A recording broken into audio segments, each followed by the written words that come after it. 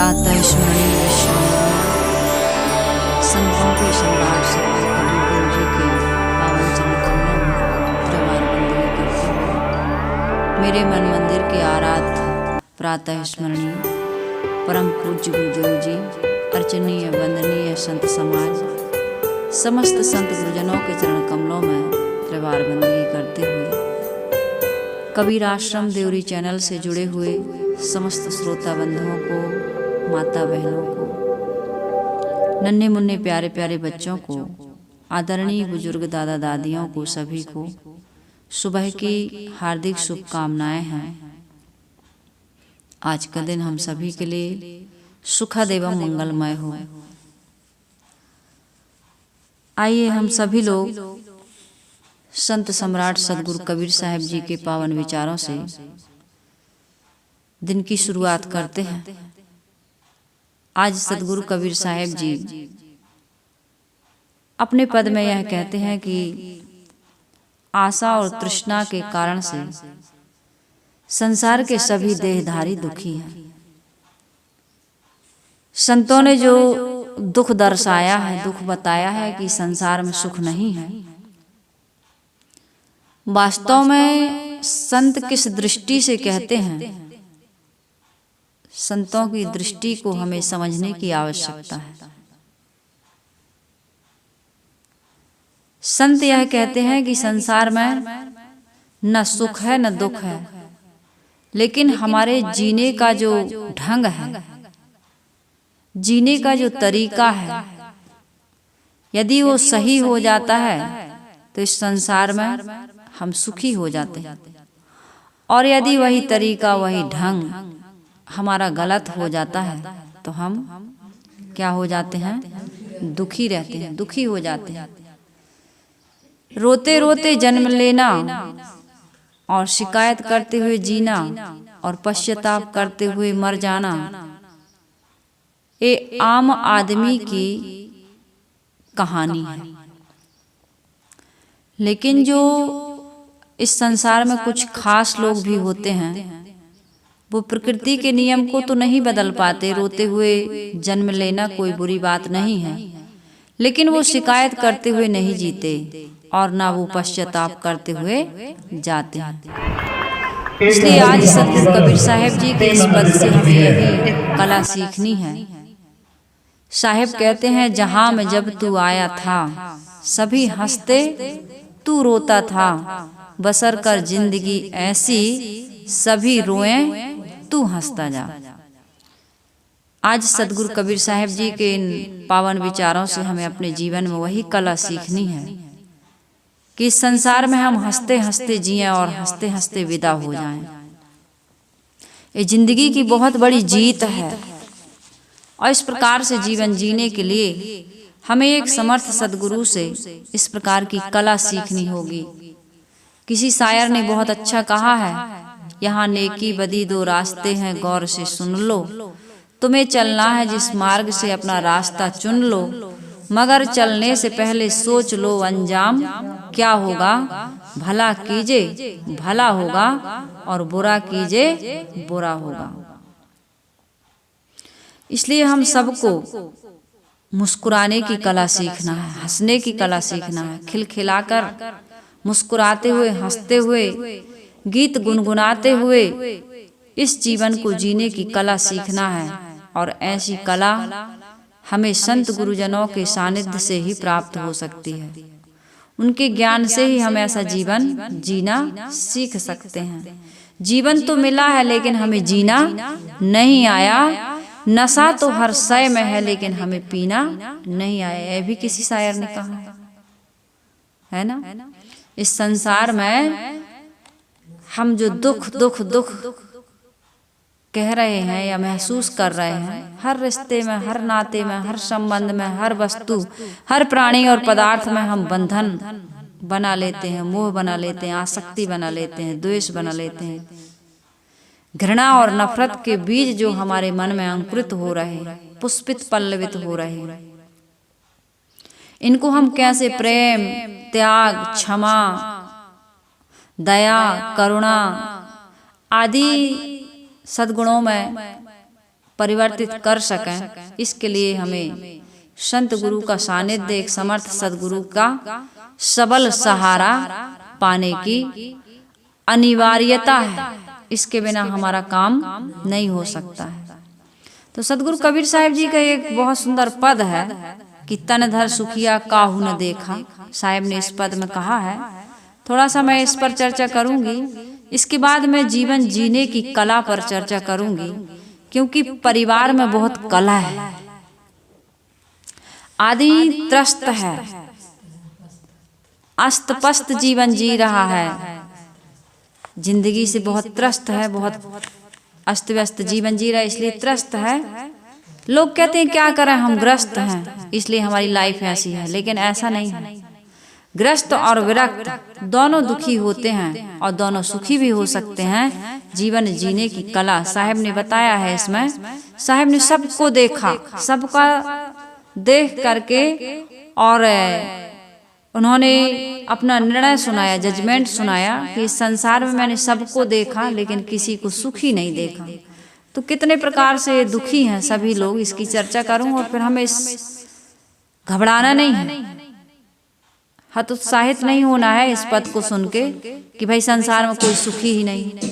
ये तो संत कहते हैं, लेकिन इस संसार में कवि होते हैं, प्रेमी होते हैं, इस संसार में विवेकी और समझदार होते हैं। इस दुखालय, गीता में तो कहा दुखालयम अशाश्वतम, ये संसार दुख का आलय, दुख का केंद्र है और ये शाश्वत नहीं, सत्य नहीं है। ये आज जैसा है वैसा अगले क्षण नहीं रह जाता है, तो इसलिए ये सत्य नहीं है, ये परिवर्तनशील है, दुख रूप है। अन्य विचार रमणीय सदा संसार भयंकर भारी, यह भी कहा गया है। विचार न करने से रमणीय लगता है, लेकिन विचार करने पर ये संसार भयंकर दुखों से भरा हुआ है। महात्मा बुद्ध ने तो कहा है कि आदमी ने इतने आंसू बहाए हैं अनादिकाल के समय में कि ये 7 समुद्र जो बने हैं ये मनुष्य के आंसुओं से ही बने हैं। इसलिए तो आंसू खारे होते हैं, समुद्र का पानी खारा है। कहने वाला कल्पना है, वास्तव में वो ये बताना चाहते हैं कि संसार में कितना दुख है। लेकिन इस दुख को हम सुख में कैसे बदलें, इसकी कला में थोड़ी सी इस पर चर्चा करूंगी। हम कैसे दुख को सुख में बदल सकते हैं, एक कला होती है ना। जिस खरपतवार को, जिस पेड़ नार ब्यार को हम उखाड़ के फेंक देते हैं और उसी की क्या बनती है, औषधि, औषधि बनती है ना। इस संसार में कोई वस्तु ऐसी नहीं है जो अनुपयोगी हो, बस उपयोग करने की कला हम सबको आनी चाहिए। कला सीखना है, एक कला हमें एक सदगुरु के सानिध्य से, उनके ज्ञान से, उनके मार्गदर्शन से ही प्राप्त होने वाली है। तो मुझे एक भजन बहुत पसंद था, बहुत प्रिय था। मैंने 2013 में इस भजन को लिखा, कभी गाई नहीं, लेकिन आज इस भजन को मैं गाऊंगी, आप सबके बीच इसकी चर्चा करूंगी। पहले साहिब का ये पद हम सभी लोग गा लेते हैं। साहिब कहते हैं, तन धर सुखिया काहू न देखा, जो देखा सो दुखिया, उदयस्त की बात कहत हैं, सबका किया विवेका, बाटे बाटे सब कोई दुखिया, क्या गिरही वैरागी, सुखाचार्य दुख ही के कारण, त्यागी योगी जंगम ते अति दुखिया, तापस के दुख दूना, आशा तृष्णा सब घट व्यापी, कोई महल नहीं सुना, साचे कहो तो सब जग खीजे, झूठ कहा ना जाई, कहीं कबीर तेई भव दुखिया, जिन्हें राह चलाई। क्या कह रहे हैं साहब, तन धर सुखिया काहू ना देखा, जो देखा सो दुखिया, कोई तन का दुखी तो कोई धन का दुखी, तो कोई मन से रहत उदास, और थोड़े थोड़े सब दुखी, तो सुखी कौन? राम के दास, जो चाम के दास हैं, काम के दास हैं, दाम के दास हैं, मान सम्मान के दास हैं, खुशी और प्रतिष्ठा के दास हैं, आशा और तृष्णा के दास हैं, वे संसार में सुखी नहीं है। सुखिया सदा निराश पद, जिन्हें संसार से कुछ नहीं चाहिए, वे क्या हो गए? सुखी हो गए। सिकंदर जब विश्व विजेता बनने के लिए जा रहा था तो अरस्तु उनके गुरु थे, उनके पास गया आशीर्वाद लेने। कहे, गुरु ने कहा कहाँ जा रहे हैं? कहे, विश्व विजेता बनने के लिए जा रहा हूँ। गुरु तो गुरु होते हैं, जान गए कि विश्व विजेता तो कोई नहीं बन पाएगा। तो भाई किस आशा से, किस इच्छा से, किस उम्मीद से तुम विश्व विजेता बनने के लिए जा रहे हो? आखिर पाना क्या चाहते हो? विश्व पर विजय करके क्या हासिल करना चाहते हो? कहा सुख से रहूंगा। क्या कहा? सुख से रहूंगा। तो ठंडी का समय था, ऐसे जैसे अभी 12वां महीना चल रहा ना ठंडी का दिसंबर जनवरी में बहुत कड़ाके की ठंड रहती। तो अरस्तु धूप में, खुले मैदान में धूप में बैठे थे, बढ़िया से धूप ले रहे थे, है ना। तो अरस्तु ने कहा कि भाई देखो मैं कितना सुखी हूँ, है ना। बाल न बच्चे सबसे अच्छे। हमारे यहाँ एक नौकर था बचपन में, उसको बच्चे नहीं थे, बच्चे हुए ही नहीं, अभी भी नहीं है, मरने वाला है, पत्नी तो खत्म हो गई। तो एक स्लोगन बनाया था अपने मन से, जब कभी भी घर परिवार समाज में कोई समस्या होती थी, मेरी माँ कुछ दुख बताती थी, तो कहता था, हंसता था और कहता था, बिल्कुल पढ़ा लिखा नहीं था, लेकिन वो क्या कहता था, बाल न बच्चे हम सबसे अच्छे। हाँ, वो अपने लिए एक स्लोगन बनाया था, कितना सुंदर, बाल न बच्चे हम सबसे अच्छे। तो मैं ये कह रही थी, अरस्तु ने कहा कि देखो मैं धूप में बैठा हूँ और बढ़िया निश्चिंत, कोई चिंता नहीं, चाह गई चिंता मिटी, मनुआ बेपरवाह, जिनको कुछ नहीं चाहिए सो साहन पति साह। देखो सिकंदर, मैं कितना बढ़िया शांत बैठा हूँ, कोई चिंता नहीं, कोई फिक्र नहीं, कोई इच्छा नहीं, कोई वासना नहीं, कोई कामना नहीं, कोई चाहना नहीं, न मान की न अपमान की कोई हमें चिंता नहीं, कोई परवाह नहीं। सुख आते हैं दुख आते हैं, इन्हें आते जाते सुख दुख में हम मस्त रहते हैं, हम मस्त रहते हैं, हम मस्त रहते हैं, हम मस्त रहते हैं। मस्त नहीं रह पाते, सुख दुख आते हैं तो हम आंदोलित हो जाते हैं। क्यों हो जाते हैं? इसमें कारण है।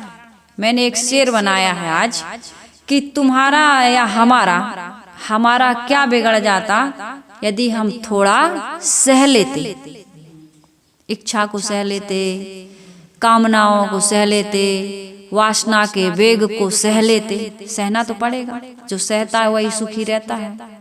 झुकता है जो जिसमें जान होती है। झुक जाओ, छोटा बन जाओ, क्या बिगड़ जाता हमारा यदि हम थोड़ा सह लेते। जो बात गुस्से में कहते हैं प्यार से कह देते।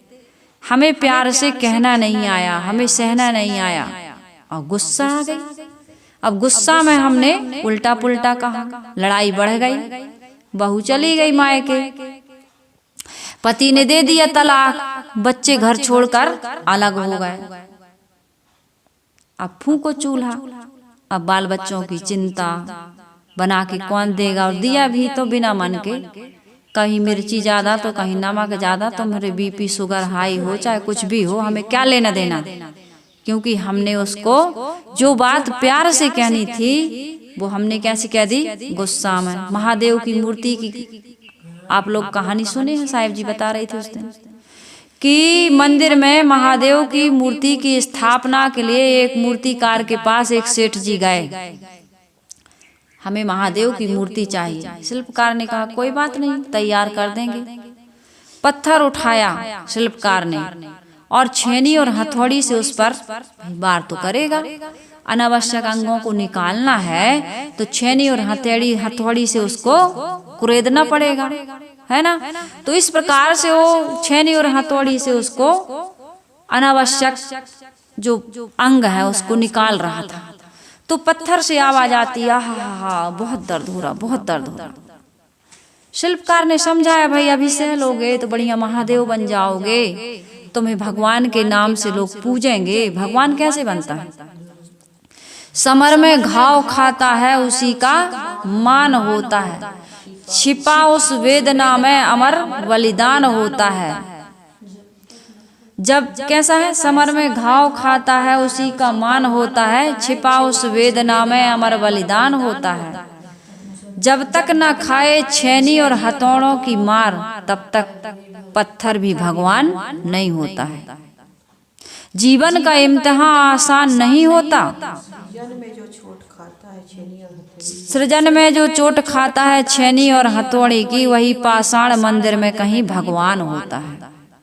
समर में घाव खाता है उसी का मान होता है, छिपा उस वेदना में अमर बलिदान होता है। सृजन में चोट खाता है जो छेनी और हथौड़ी की, वही पाषाण मंदिर में कहीं भगवान होता है। जीवन का इम्तिहान आसान नहीं होता, बिना संघर्ष के कोई महान नहीं होता। और जब तक न पड़े छेनी और हथौड़ों की मार, तब तक पत्थर भी भगवान नहीं होता। तो शिल्पकार ने बहुत समझाया कि सह लीजिए, आगे चल कर के आप क्या बन जाएंगे? भगवान। लोग आपकी मंदिर में प्रतिष्ठा करेंगे, फूल मालाओं से आपको सजाया जाएगा, आपकी आरती उतारी जाएगी, 56 भोग लगाए जाएंगे। लोग घुटने टेकेंगे, माथा झुकाएंगे, आपसे भोग और मोक्ष मांगेंगे। लेकिन बात पत्थर के समझ में नहीं आई, है ना। आदमी जीवन में पुण्य नहीं करता, थप्पड़ मारता है। क्या करता है? आदमी जब पुण्य करता है तो कहते हैं छप्पड़ फाड़ के देता है भगवान, और जो पाप करता है उससे थप्पड़ मार के ले लेता है भगवान। नियम है, जैसा करोगे वैसा भरोगे। तो पत्थर की बात समझ में नहीं आई। शिल्पकार ने कहा कितना समझाऊं। उन्होंने लिया तो पत्थर को फेंक दिया, छोड़ दिया उसको। वहीं दूसरा पत्थर पड़ा था, वो भी सुन रहा था। शिल्पकार ने उसको उठाया, छेनी और हथौड़ी से वार किया, पत्थर में सुंदर मूर्ति का सृजन हुआ और मूर्ति की प्राण प्रतिष्ठा हुई मंदिर में। तो सेठ उस पत्थर को भी ले गया, कहा जो अनावश्यक पत्थर इसको भी ले जाएं। शिल्पकार ने कहा ले जाओ, ये किसी काम का नहीं है। उसको सीढ़ियों के पास रख दिया, मंदिर के बिल्कुल दरवाजे के पास बाहर, जहां से मंदिर की मूर्ति दिखती थी, उसी सीढ़ी फर्स्ट प्रिंट पर, बिल्कुल पहली सीढ़ी पर उस पत्थर की तो पूजा होने लगी जिसने सहा। लेकिन इस पत्थर पर रोज नारियल फूटने लगे जिसने नहीं सहा। तो जब नारियल फूटते थे तब वो फिर कहता था बहुत दर्द हो रहा, बहुत दर्द। तो मंदिर में प्रतिष्ठित मूर्ति ने कहा, उस पत्थर ने कहा, उससे आवाज आई, कहानी है समझाने के लिए, कि उस दिन सह लिए होते तो आज जहां तुम हो वहां नहीं होते। कहाँ होते? जहां मैं हूं। कहाँ होते? क्या क्या कहा उस मूर्ति ने? कि आज तुम वहां नहीं होते जहां हो, आज कहाँ होते? जहां मैं हूं। लोग आपको भोग लगाते, प्रार्थना करते, आपके गीत गाते, पूजा आरती करते। क्यों पत्थर को पूजा जाता है? क्योंकि उसने सृजन में चोट खाई। सृजन में क्या खाई है? चोट। इसलिए आज वो मंदिर में भगवान के रूप में प्रतिष्ठित हो गया। और इंसान चोट खाता नहीं, हम और आप क्या करते हैं? चोट देते हैं। तो हमारा जीवन कैसे सुखी होगा बताइए? साहिब कहते नहीं बिगाड़ो काहू को, जहां तक बने बनाओ, और अपने से जो ना बने तबहु हितै मन चाओ। कमियां क्यों देखते हैं हम? दोष और दुर्गुणों की चर्चा क्यों करते हैं हम?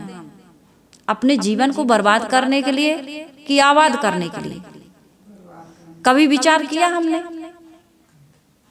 इन बातों को हम अपने जीवन में स्थान क्यों देते हैं जिससे हमारा जीवन बर्बाद हो रहा है? दूसरों को देखने की क्या आवश्यकता है? अपने आप को देखा कभी? दोष पराए देख के चले हसंत हसंत, आपन दोष न देखिया जिनका आदिनांत। दूसरों में कमी देखने वाला कभी सुखी नहीं हो सकता है। कबीर हम सब ते बुरे, हमसे भल सब कोय, और जिन्हें ऐसा कर जानिया मीत हमारा सोय। साहिब कहते हैं वही मेरा मित्र है। कौन? जो अपनी कमी देखता है, अपनी बुराइयां देखता है और अपने दोषों को, दुर्गुणों को, विकारों को त्यागने में लगा हुआ है। शरीर को तो खूब मल मल के धो रहे हम, लेकिन अपने इस गंदे मन को कभी धोया? राम किसको पसंद करते हैं? राम किसके घर जाते हैं? सबरी के घर, विदुर के घर। विदुर विनम्र हैं, विदुरानी विनम्र हैं। द्रौपदी जब आर्त होकर के पुकारती, हे कान्हा, हे केशव, अब कोई नहीं है संसार में, मेरी लाज बचाओ, तब कान्हा कहानियां ये कहती हैं। तो ये कहानियों में कोई रीजन है, कोई अर्थ छिपा हुआ? हम कभी विचार करते हैं ठहर के? अपने जीवन का कभी हम चिंतन करते हैं? इतिहास हमें क्या शिक्षा दे रहा है, कभी इस पर विचार करते हैं? नहीं करते हैं। इसलिए हमारे जीवन में क्या है? दोष है, दुर्गुण है, विकार है, इसलिए तो दुखी हैं हम। दूसरे के कारण से हम दुखी बिल्कुल भी नहीं हैं। ये बात अच्छी तरह से हमको गांठ में बांध करके रखना होगा। छोटी छोटी सी बातें दिल में रखते हैं जिनसे बड़े बड़े रिश्ते खराब हो जाते हैं, टूट जाते हैं। बात बिल्कुल छोटी सी, शुरुआत कहाँ से हुई? बीज कितना छोटा, एकदम छोटा। 50 रुपए के बीज आप लाओ, कितने ग्राम? 10 ग्राम, 20 ग्राम, है ना? अलग अलग बीज कितना छोटा होता, लेकिन उससे पौधा कितना, बीज से तो चाहे किसी भी चीज का पौधा हो बड़ा ही होता है। इसलिए रिश्ते गलतियों से ज्यादा गलत फहमियों से टूटते हैं, यह भी ध्यान रखना होगा। किसी के प्रति गलत धारणा बनाने की आवश्यकता नहीं है।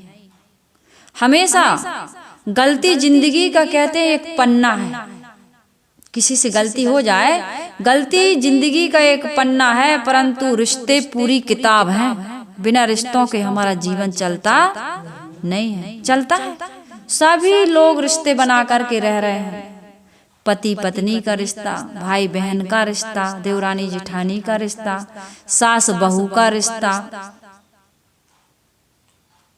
पिता पुत्री का, माता और पुत्री का रिश्ता बना के, वो तो बन ही जाता है रिश्ता। कुछ बन जाते हैं, कुछ बनाते हैं। गुरु शिष्य का रिश्ता, इन रिश्तों को एक रिश्तों की एक क्या है, पूरी डायरी है। और गलतियां एक पन्ना हो सकता, उस पन्ने को फाड़ दीजिए और फाड़ करके फेंक दीजिए। एक पन्ना फाड़ोगे तो चलेगा, लेकिन पूरी जिंदगी को बर्बाद कर देना। हमारी जिंदगी के डायरी के पन्ने में हर पन्ने पर शिकायत है। एक पति पत्नी थे, शादी हुई, लड़का लड़की की शादी हुई, पति पत्नी हो गए। सुहाग रात के दिन ही उन्होंने दोनों से एक दूसरे से कहा कि भाई हम साल भर एक दूसरे की कोई भी कमी नहीं बताएंगे। एक डायरी हम देते हैं आपको, एक डायरी आप दीजिए।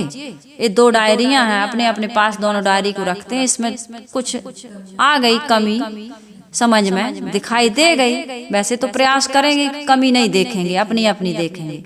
लेकिन मान लीजिए भूले भटके देख भी गई, तो इस कमी को हम इस डायरी पर लिख देंगे। साल भर में दोनों डायरियां हम एक दूसरे की अदला बदली कर लेंगे, जो भी होगा उसको सुधारेंगे फिर, ठीक है।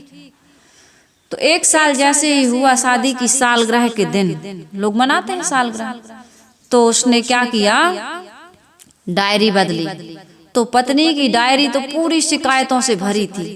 पत्नी की हो पति की हो, किसी एक की डायरी, कोई पति की कह सकता है, कोई पत्नी की कह सकता है, लेकिन एक की डायरी शिकायत से भरी थी और दूसरे की डायरी बिल्कुल कोरी। लास्ट पेज पर लिखा था कि मैं तुमसे इतना प्यार करता हूं कि मुझे तुम्हारे अंदर कोई कमी दिखी नहीं। सचमुच में जहां पर प्रेम होता है वहां कमी दिखती नहीं। आप 3 व्यक्तियों को खड़ा करिए, 3 लेडीजों को, है ना, दाएं तरफ बेटी है, बाएं तरफ बहू और बीच में, अब उसको माँ कहोगे कि सास कहोगे, दोनों रिश्ते हैं, क्योंकि एक तरफ तो बेटी खड़ी है और एक तरफ बहू खड़ी और बीच में एक लेडीज है जो एजेट है, जो एक की तो सास है और एक की माँ है। अब दोनों को आप देखिए कि बहू कैसी लग रही है उसको और बेटी कैसी लग रही है। बेटी तो डायमंड है और बहू कोयला है, तो बहू के लिए सास भी कोयला है और बेटी के लिए माँ ही डायमंड है। तो ये कैसे बना? सोच से। औरत एक ही है, माँ के लिए माँ, बेटी के लिए माँ सब कुछ है, लेकिन बहू के लिए सास कुछ भी नहीं। ये हमारी सोच पर निर्भर। एक आदमी 2 प्रकार का कैसे हो सकता है? हमारी सोच आदमी को कई प्रकार का बना देती है। इसलिए हम सबको अपने जीवन में वेद पढ़ना, कुरान पढ़ना, बाइबल पढ़ना, गीता पढ़ना, ये बीजक पढ़ना, धर्म ग्रंथों को पढ़ना, बड़ी बड़ी डिग्रियां हासिल कर लेना, लेकिन किसी के दिल को पढ़ना ये नहीं आता। दिल को पढ़ना सीखें हम। साहिब ने कहा दिल को क्या पढ़ना है?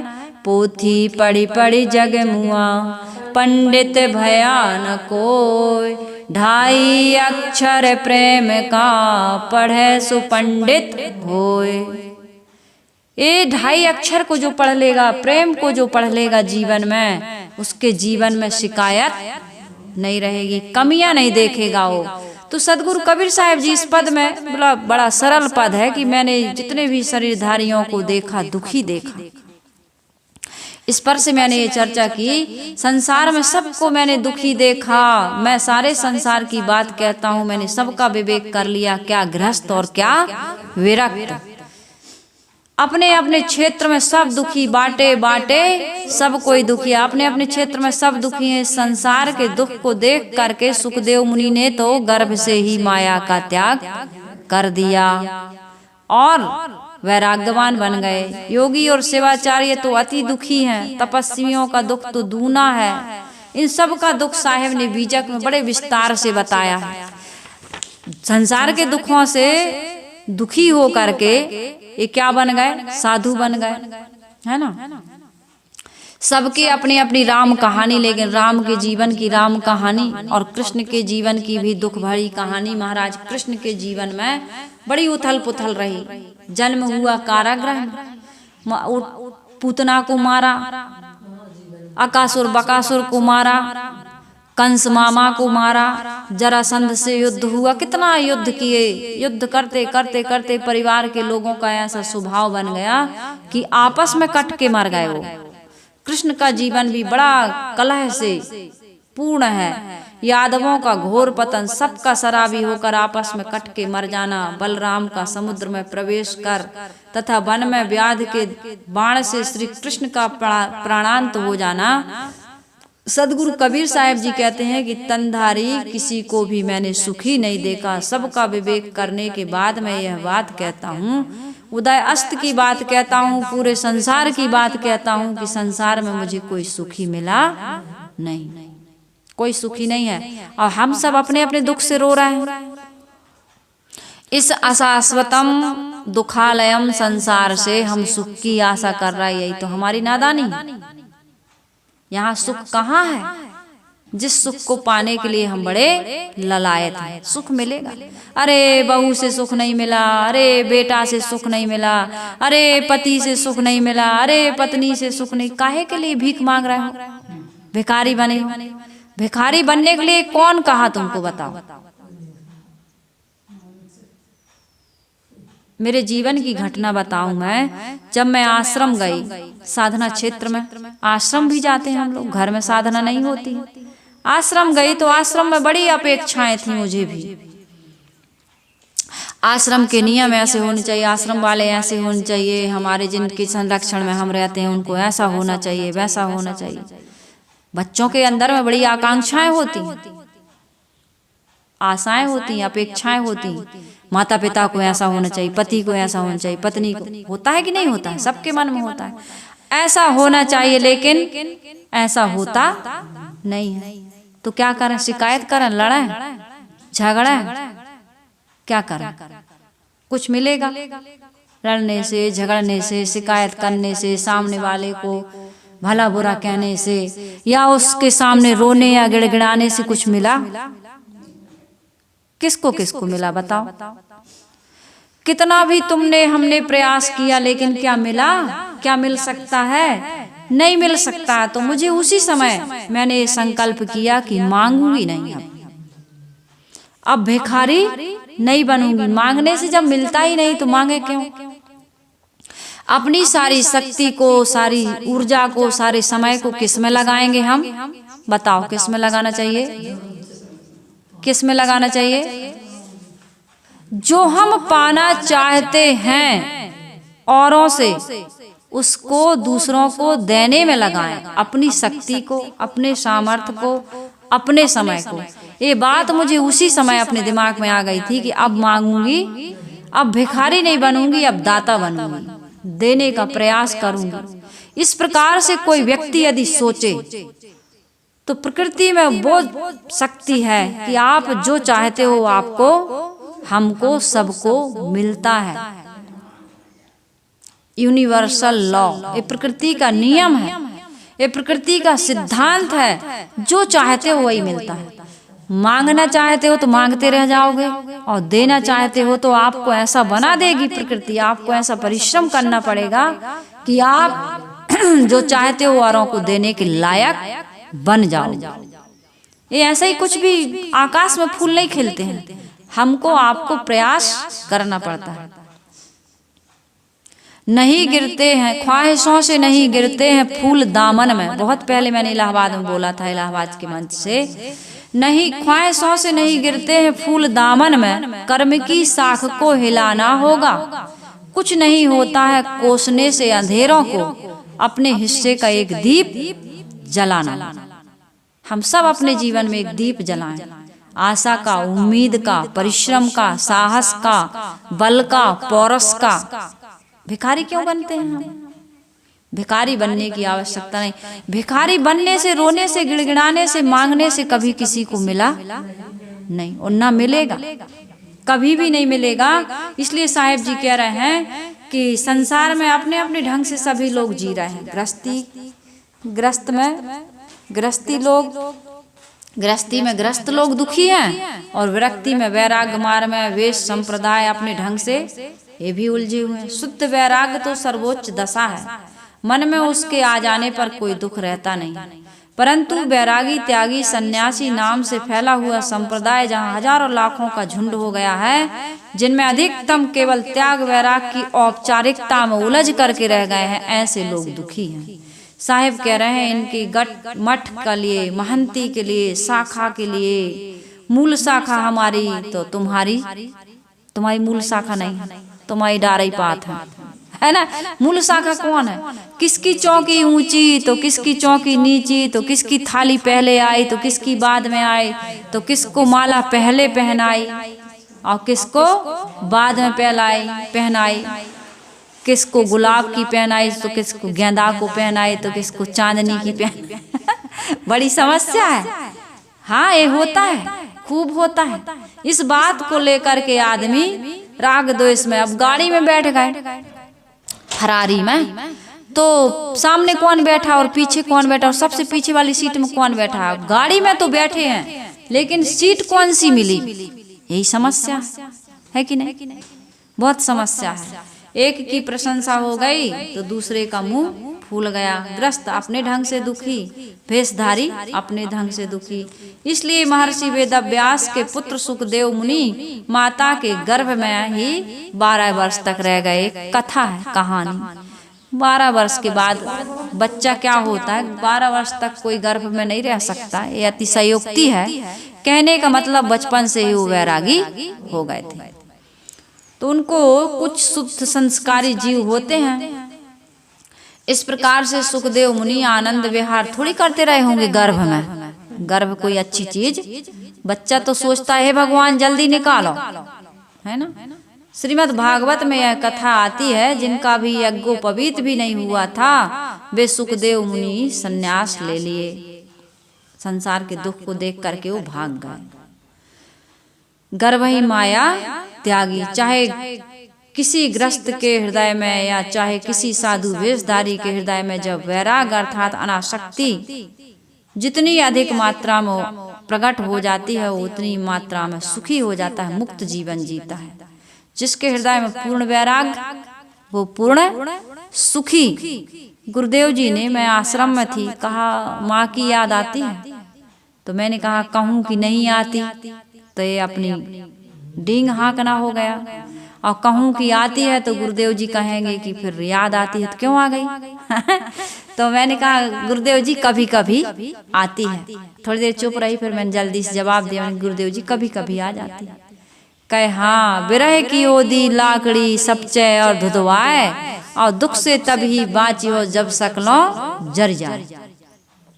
विरह की ओदी गीली लकड़ी न जलती ही है और ना बुझती है, वो सपच के जलती है, मतलब धुंधवा के।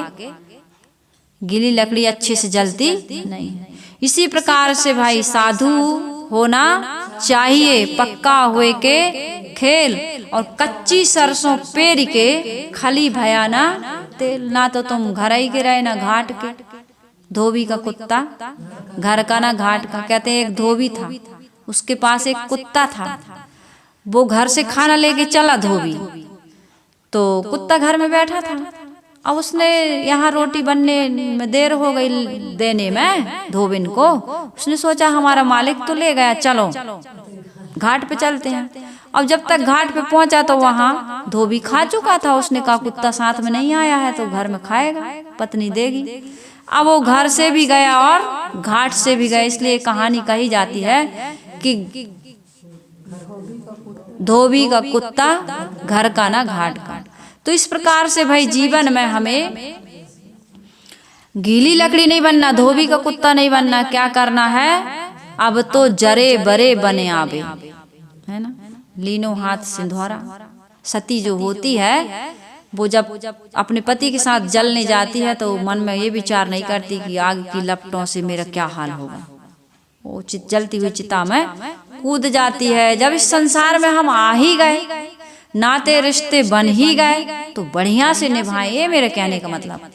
मैं ये नहीं कह रही कि मर जाओ, जीते जी मर जाओ, लेकिन जीते जी मर जाओ। एक दिन तो मरना है, जीते थोड़ी रहोगे। एक दिन तुम्हारा धन धाम, तुम्हारा नाम, सब कुछ छूट जाएगा। छूट जाएगा कि नहीं छूट जाएगा? अभी से क्यों इतना अहंकार करते हो? अहंकार से सब गया, धन वैभव और वंश।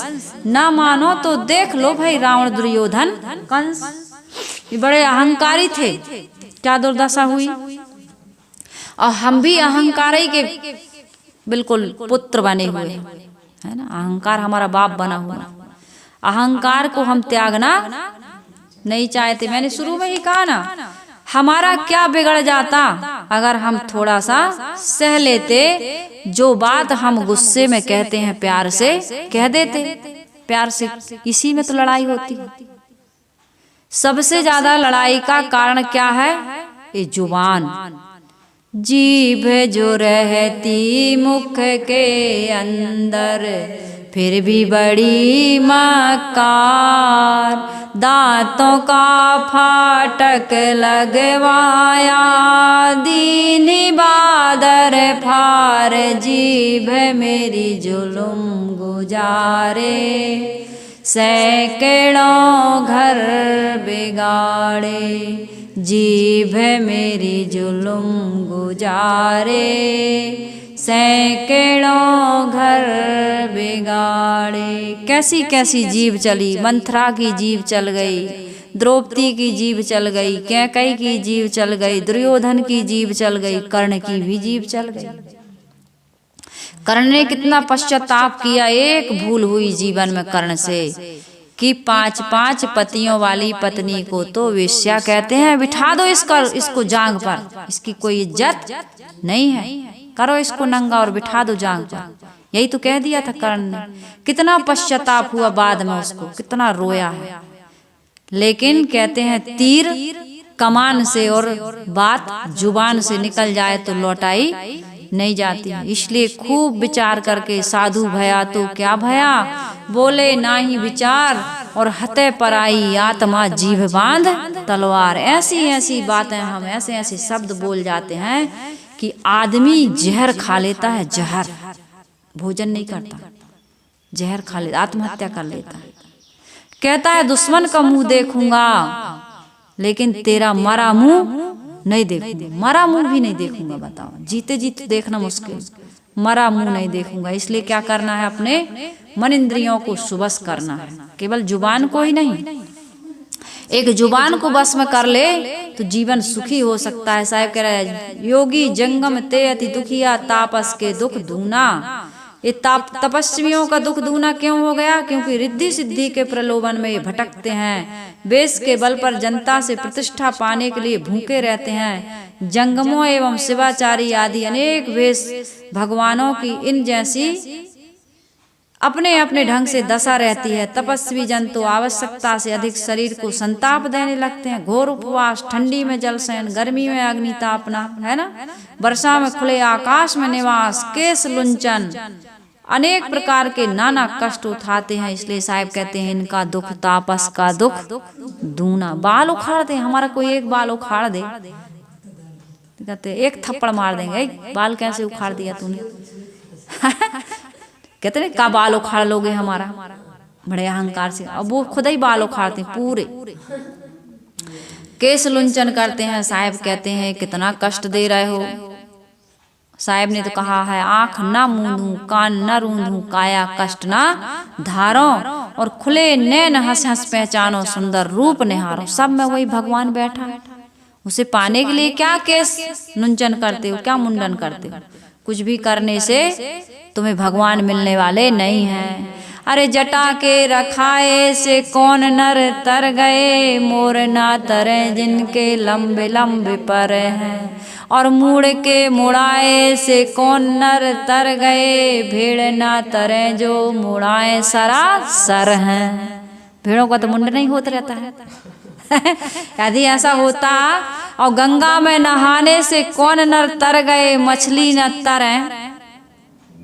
जो मछली का तो जीवन नहाए वो दिन भर है, रात भर है, कहाँ तरते हैं वो? मछली की तो गंध भी बास भी दूर नहीं होती।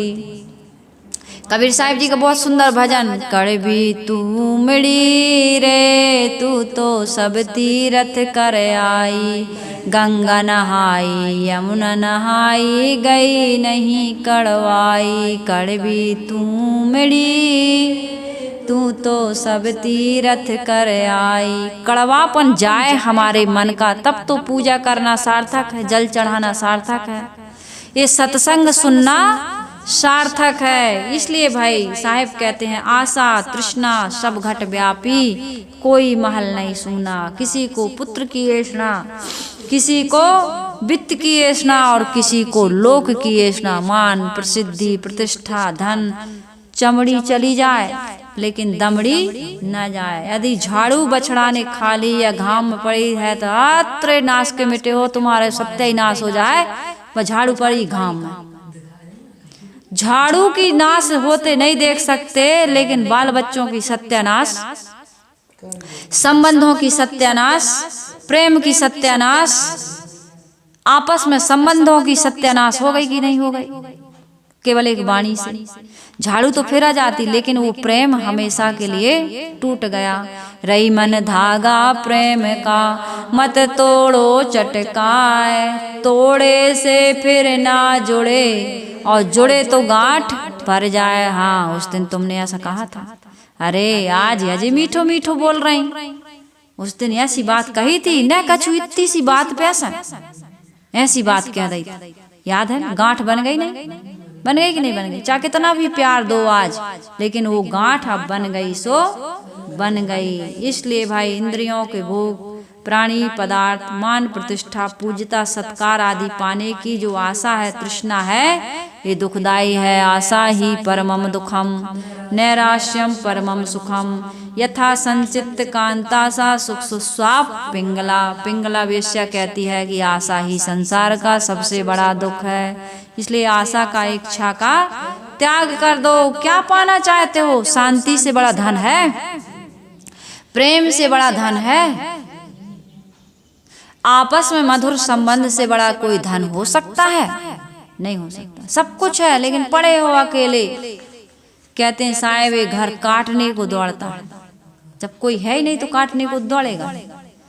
तुमने खुद काटा है, इसलिए अब ये घर काटने को दौड़ रहा है। इसलिए साहेब कहते हैं कि सब दुखी विवेक के बिना संसार में सब दुखी हैं। विवेकवान सबका हित चाहते हैं और शक्ति के अनुसार जन कल्याण का प्रयास करते हैं, परंतु वह उसके लिए मन में व्याकुल नहीं होते। येष्णा नहीं होती है कि संसार के सब लोगों को मैं जगा दूंगा। घर परिवार के मुखिया को भी ये ज्ञान होना चाहिए कि हम अपने बहू को, बेटे को, नाती को, पोता को, पत्नी को, पति को अपने अनुसार नहीं चला सकते हैं। हम जब अपने को नहीं चला पा रहे, तुम्हारा मन तुम्हारे बस में है? ब्रह्मा जी ने पूछा, तुम मुझे बस में करने आए हो, पत्नी बस में है? कहीं नहीं है। बेटा नहीं है, नौकर नहीं है। तुम्हारा मन वह भी हमारे बस में नहीं है, भागो यहाँ से। जब कुछ बस में नहीं है तो तुम भगवान को बस में करने आए। हम संसार को बस में करना चाहते हैं, सबको अपने सांचे में उतारना चाहते हैं, लेकिन कोई उतरने वाला, सब अपने अपने यही आशा लेके बैठे। सभी लोगों की यही इच्छा है, अच्छी पत्नी मिले, अच्छी सास मिले, अच्छी बहू मिले। लेकिन हम क्या हैं? सूपनखा। हम क्या हैं? क्या हैं? मंथरा बने हुए हैं, दुर्योधन बने हुए, रावण बने हुए हैं, दैत्य बने हुए हैं। और लेकिन मित्र कैसा चाहिए? साथी कैसा चाहिए? देवता, जो देता ही रहे, देता ही रहे। और हम क्या रहे? लेते ही रहे। तो जीवन में कभी एक इच्छा पूरी हो सकती है, हो रही है, किसी की होती हो तो अच्छी बात। मेरी ढेरों शुभकामनाएं हैं कि उसको ऐसी इच्छा पूरी हो रही है। लेकिन होना क्या चाहिए? देने, दाता बने, दाता, भिखारी नहीं। शक्ति के अनुसार हम प्रयास तो करें, लेकिन ये आशा ना करें कि सामने वाले सुधर जाएंगे या किसी। कितने लोग कहते हैं हम इतना अच्छा व्यवहार करते हैं साहेब जी, फिर भी लोग हमें समझते नहीं, हमारी इज्जत नहीं करते साहेब। हम अच्छा करते हैं लेकिन भी हमारे साथ बुरा ही करते हैं। तो साहेब ने कहा है, कबीर साहब ने, वो तो वैसा ही हुआ तू मत हो हुआयान। अरे वो निर्गुणिया तय गुणवंता मते कही मैं शान। क्यों शानते? उससे अपना कंपेयर क्यों कर रहे? वो तो कंकड़ है और तुम क्या हो? हीरा। और तुम जैसा करोगे तुम्हें मिलेगा और हम जैसा करेंगे हमें मिलेगा। दूसरे के कर्मों को नहीं बदल सकते, फल को नहीं बदल सकते, अपने को तो बदल सकते हैं। जिसको हम कर सकते हैं वह काम नहीं करते, दूसरों को देखते हैं। तो साहेब जी इसमें कह रहे हैं कि शिष्य, शाखा, मठ, मंदिर, धन, द्रव्य तृष्णा, प्रचार प्रसार में तृष्णा, ये हमें क्या कर रही है? दुख दे रही है। हम सावधानी से नहीं बरतेंगे तो हर जगह तृष्णा अपना घर बना लेगी। अच्छा काम करना ठीक है, लेकिन तृष्णा नहीं होनी चाहिए। सदगुरु कहते हैं कि यह आशा तृष्णा सब घट में व्याप्त है, किसी का हृदय घर इससे बचा नहीं है। कथन पर जोर देने का मतलब है कि इससे कोई बिरला बिरला बचता है, कोई नहीं बचा वाली बात नहीं है। कोई बचते हैं तब तो ये चर्चा है। तो इसका मतलब ये नहीं है कि प्रचार प्रसार नहीं करना चाहिए, मठ मंदिर नहीं बनाने चाहिए, आश्रम नहीं बनाने चाहिए, घर गृहस्थी में नहीं रहना चाहिए, बाल बच्चे नहीं पैदा करना चाहिए। सब कुछ करो।